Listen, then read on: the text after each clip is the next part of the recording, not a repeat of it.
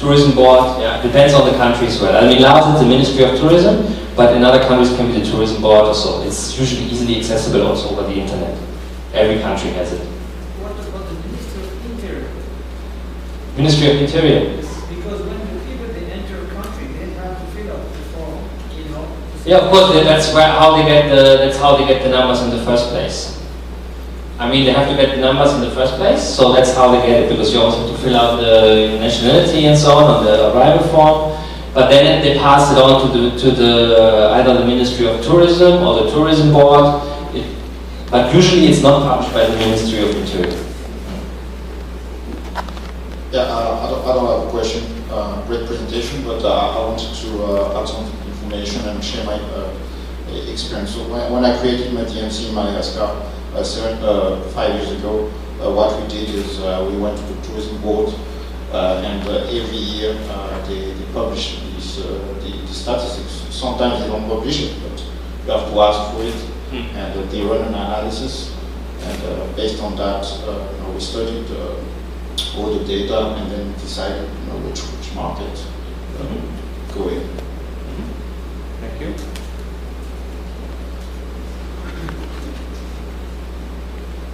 Okay. One thing you didn't. Does it work?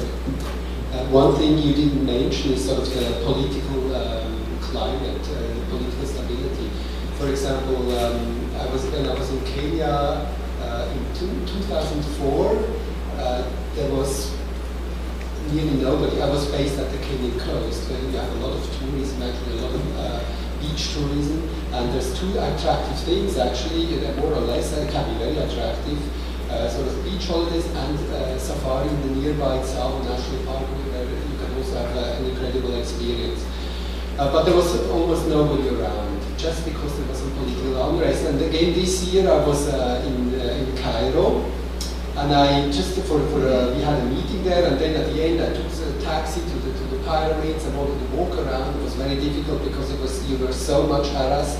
And then at the end I realized there's nobody else around. Just I could count them on one hand. That was in the period of political uncertainty, which probably continues.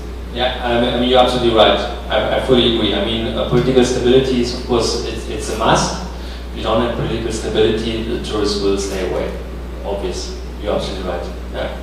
I think you should add economical also stability.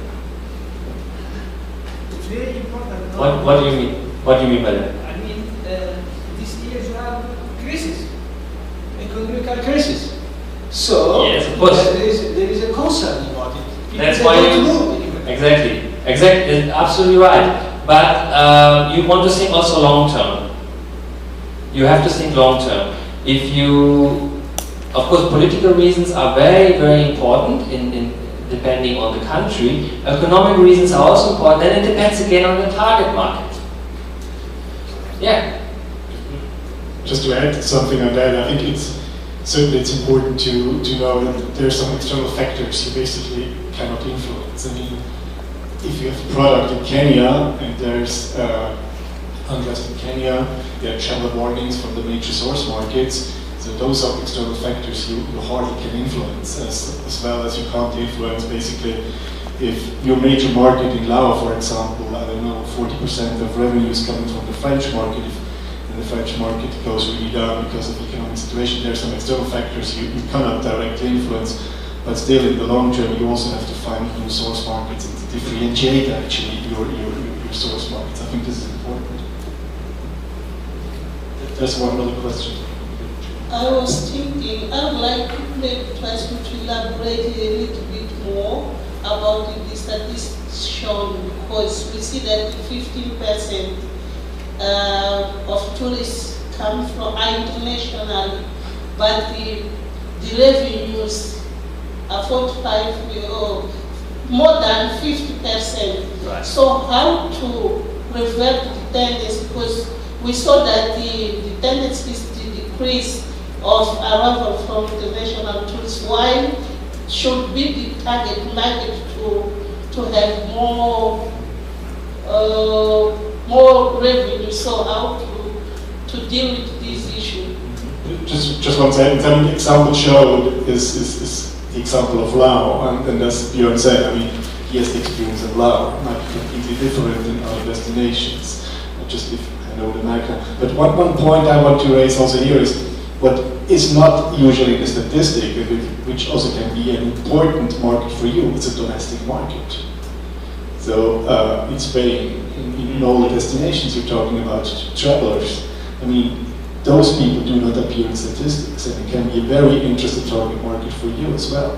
It might not. I mean, it's not the case for Laos, but in a destination, Germany, for example, most Germans tend to stay in Germany during the holidays now. So the domestic market is also something you have to look at.